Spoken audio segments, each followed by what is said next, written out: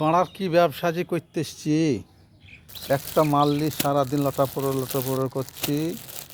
একটা শাড়ি নিয়ে গেল, তা 25 থেকে 30টা মেয়েকে দেখাইলো।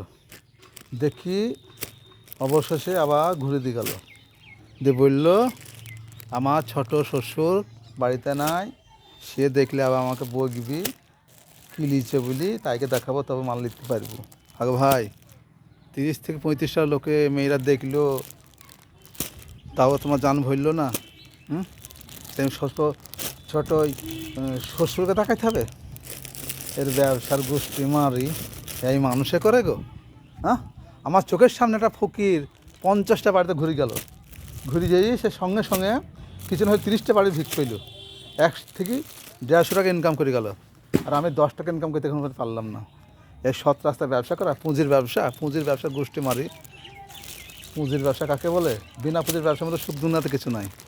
এবার থেকে পুঁজির ব্যবসা বাদ দেবো, এই বিনা পুঁজির ব্যবসা করব।